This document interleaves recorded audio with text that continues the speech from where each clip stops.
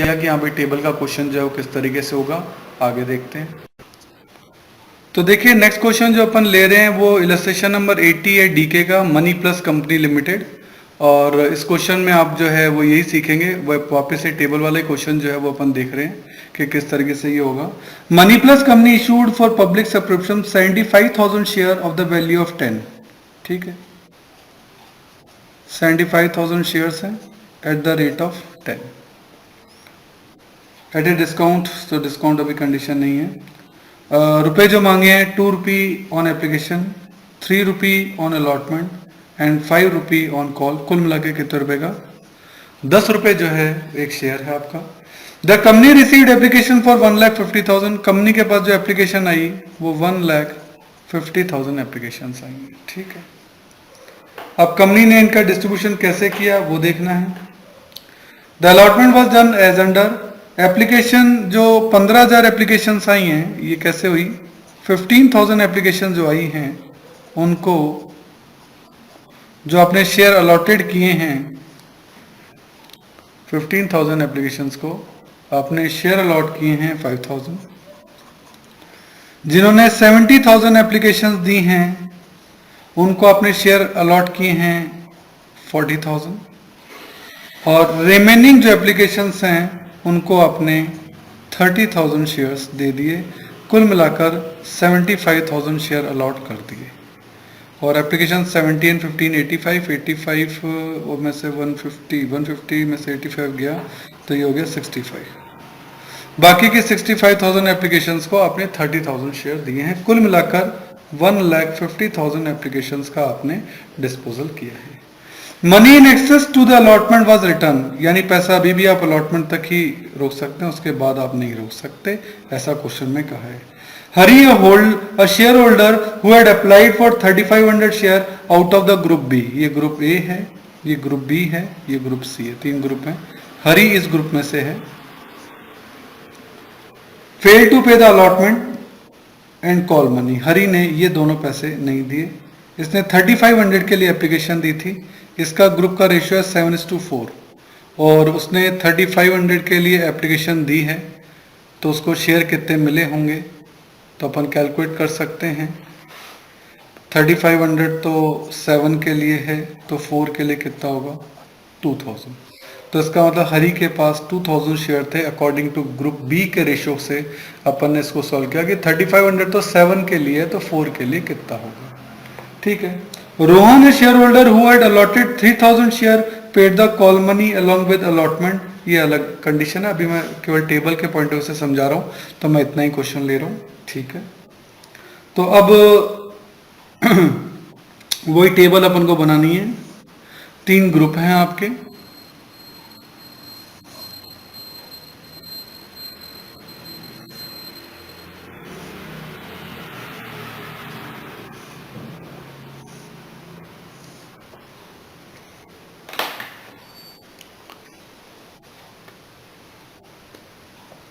तो आपके ग्रुप हैं ए, बी एंड सी, 3 ग्रुप हैं।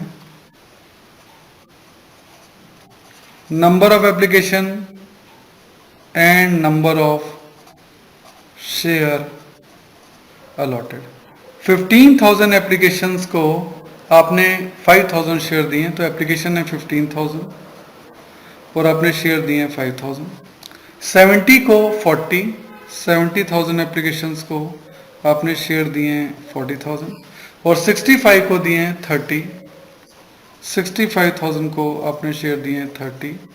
इस तरीके से कुल मिलाकर 150 एप्लीकेशंस आई हैं और आपने उनको शेयर दिए हैं 75,000।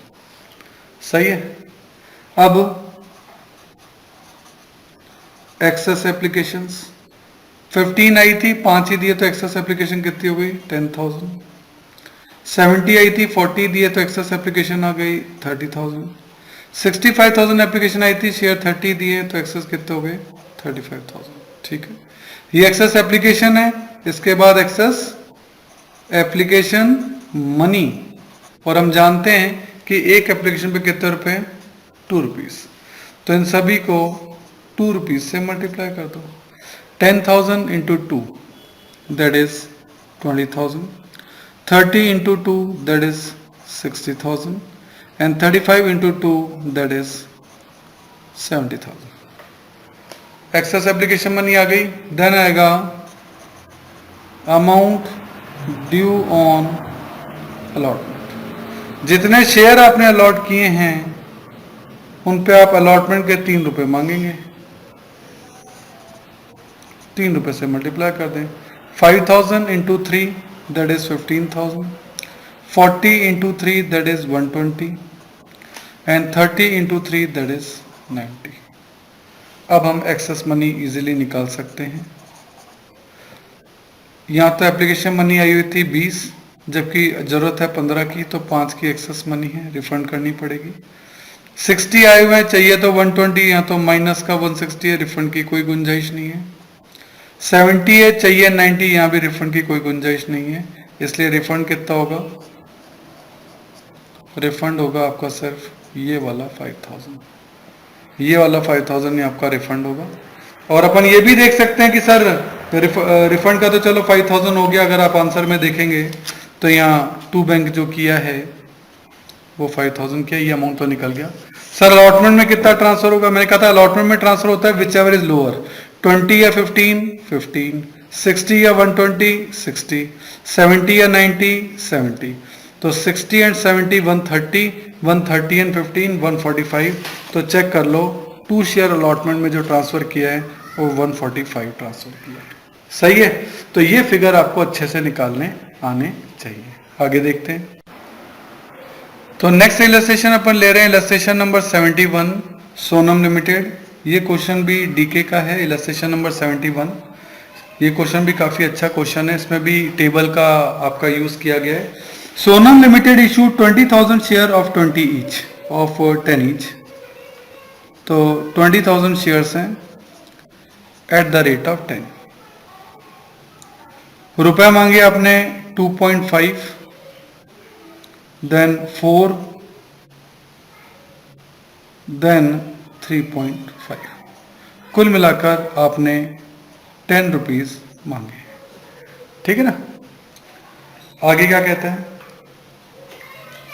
आगे आपको कहता है subscription list was close on 1 January by which date application for 45,000 share received. Application जो आई वो 45,000 एप्लीकेशन आई हैं और हमने उनको अलॉटेड कैसे किए? देखो, सबसे पहले 3 लिस्ट बनाई है, ए, बी और सी. इनमें जिन्होंने 5,000 एप्लीकेशन दी थी हमने उनको शेयर भी कितने दे दिए? 5,000. ठीक है. जिन्होंने लिस्ट बी में जिन्होंने 10,000 एप्लीकेशंस दी थी हमने उनको शेयर कितने दिए हैं? 5,000. और लिस्ट सी में जिन्होंने 30,000 एप्लीकेशन दी थी हमने उनको शेयर कितने दिए हैं? 10,000. तो ये तो फुल वाला ग्रुप हो गया, ये प्रोराटा का ग्रुप हो गया और ये भी आपका प्रोराटा का ग्रुप हो गया. Okay. All the share holder paid the amount due on allotment and call. सभी ने पैसे भी दे दिए except Y who was allotted 400 share under list B. Y इसमें से था. And Z who was allotted 200 share under list C. जो जेड था वो इसमें से था. Both of the share holder paid only application. इन दोनों ने केवल एप्लीकेशन ही दी है, यानी आगे के पैसे इन्होंने नहीं दिए. अब कौन से नहीं दिए वो तो हमें चेक करने पड़ेंगे, पर कुल मिलाकर कंडीशन ये है. ठीक है. तो इसको अपन डेटा सेट करते हैं, इसका देखें. सबसे पहले ग्रुप देखते हैं. जो ग्रुप है अपने हैं ए, बी और सी. ए, अच्छा ए में तो फुल है तो ए को अपन ग्रुप ही नहीं मानते, हम केवल बी और सी को ही ले लेते हैं. बी एंड सी. ठीक है. बी में कितनी एप्लीकेशन आई थी? 10,000 और उनको शेयर लॉट किए 5,000. तो नंबर ऑफ एप्लीकेशन 10,000 एप्लीकेशन आई थी, उनको नंबर ऑफ शेयर अलॉटेड आपने किए 5,000 और जिन्होंने 30,000 एप्लीकेशन दी थी आपने उनको शेयर लॉट किए 10,000। सही है। तो एक्सेस एप्लीकेशन कितनी आ गई? 10 माइनस 5, 5,000 एप्लीकेशन एक्सेस है। 30 माइनस 10 दैट इज 20,000 एप्लीकेशन है। अच्छा, क्वेश्चन में एक लाइन लिखी है, लिखा है सी लिस्ट के बाद application money in excess of that required allotment, के अलॉटमेंट से ज्यादा भी पैसा आए, could be utilised for calls, खुद नहीं कह दिया कि ये पैसा कॉल्स तक जा सकता है, यानी हम अलॉटमेंट के बाद भी पैसा रिटेन कर सकते हैं। ठीक है, ये एक्सेस एप्लीकेशन आ गई। अब हम निकालते हैं एक्सेस एप्लीकेशन मनी, और एक एप्लीकेशन पे 2.5 है, तो एक्सेस एप्लीकेशन को 2.5 से अपन क्या कर देंगे? मल्टीप्लाई कर देंगे। तो 5,000 into 2.5 that is 12,500 and 20,000 into 2.5 that is 50,000। ये एक्सेस एप्लीकेशन मनी आ गई। उसके बाद आपका आता है अमाउंट ड्यू ऑन अलॉटमेंट। जितने शेयर अलॉटेड किए गए हैं उनसे हम अलॉटमेंट के 4 रुपए मांग सकते हैं, इनसे हम 4 रुपए मांग सकते हैं। तो 5,000 इंटू 4 दैट इज 20,000 अलॉटमेंट में मांग सकते हैं। 10,000 इंटू 4 दैट इज 40,000 अलॉटमेंट में मांग सकते हैं। उसके बाद भी कुछ एक्सेस मनी हो सकता है बच जाए,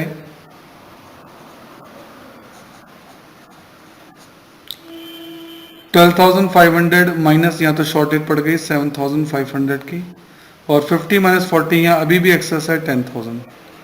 अलॉटमेंट के बाद एक्सेस है और उन्होंने कहा था कि अलॉटमेंट के बाद भी आप यूज कर सकते हो। तो अब मैं करूंगा amount due on call. Call पे कितने रुपए मांगने हैं? 3.5। तो जितने शेयर अलॉट किए गए हैं, नंबर ऑफ शेयर अलॉटेड, उनसे हम 3.5 रुपीज मांगते हैं।